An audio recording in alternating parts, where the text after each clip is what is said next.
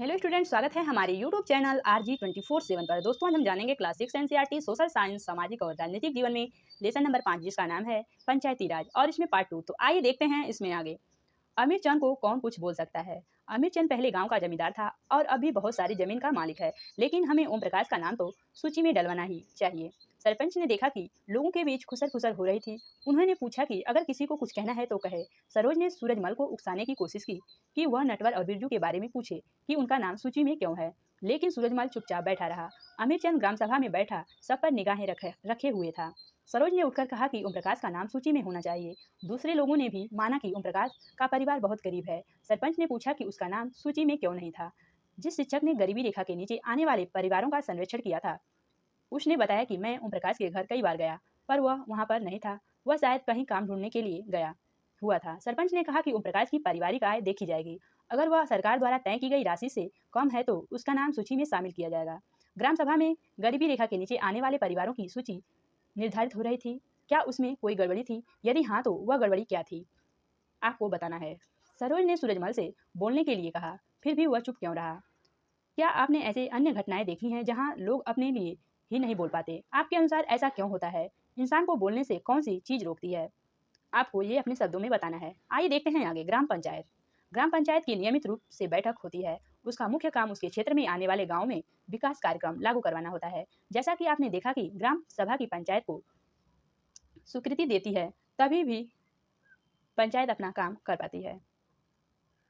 आइए देखते हैं आगे। चित्र में देखिए, महाराष्ट्र के दो पंच जिन्हें 2005 में अपनी पंचायत में उल्लेखनीय काम करने के लिए निर्मल ग्राम पुरस्कार से सम्मानित किया गया।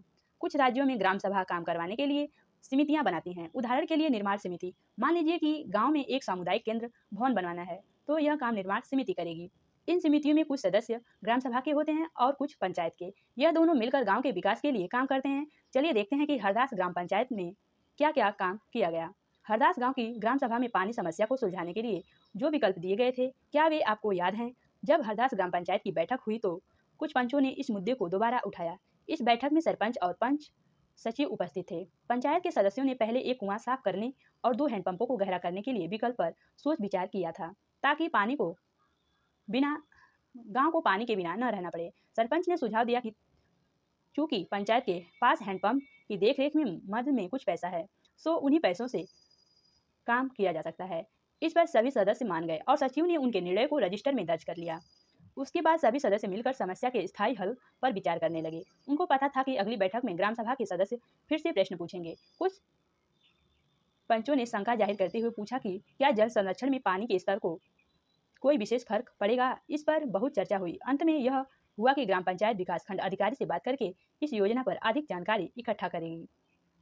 आइए देखते हैं कुछ टिप्पणी। ग्राम पंचायत के काम: सड़कों, नालियों, स्कूलों, भवनों, पानी के स्रोतों और अन्य सार्वजनिक उपयोगों को भवन निर्माण में रख रखाव के लिए स्थानीय कर और इकट्ठा करना, गांव के लोगों को रोजगार देने संबंधी सरकारी योजनाएं लागू करना। ग्राम पंचायत की आमदनी के स्रोत: घर एवं बाजारों पर लगाए जाने वाले कर से मिलने वाली राशि, विभिन्न सरकारी विभागों द्वारा चलाई गई योजनाओं की राशि जो जनपद एवं जिला पंचायत द्वारा आती है, समुदाय के काम के लिए मिलने वाले दान।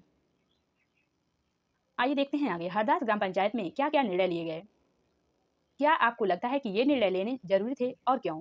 ऊपर दिए गए विवरण में से एक प्रश्न बनाइए जो अगली ग्राम सभा की बैठक में लोग पंचायत से पूछ सकते हैं। आइए देखते हैं आगे।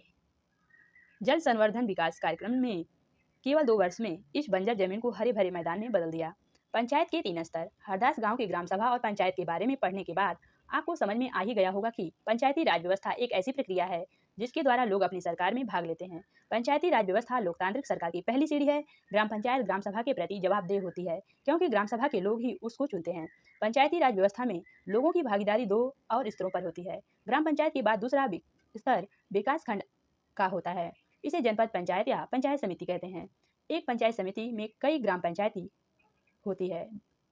पंचायत समिति के ऊपर जिला पंचायत या जिला परिषद होता है। यह तीसरा स्तर होता है।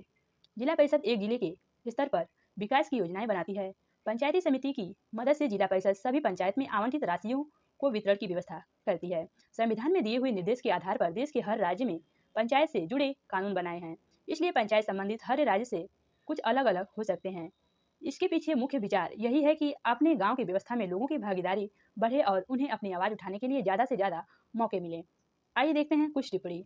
अपनी अध्यापिका से निवेदन करें कि किसी चुने हुए प्रतिनिधि जैसे पंच, सरपंच, जनपद या जिला परिषद के सदस्यों को कक्षा में आमंत्रित करके उनके काम और जिम्मेदारियों पर बातचीत करें। धन्यवाद दोस्तों। इस क्लास की अगले लेसन की जानकारी हम अगली वीडियो में देंगे। अगर वीडियो पसंद आएगी तो लाइक, शेयर, सब्सक्राइब, कमेंट करके जरूर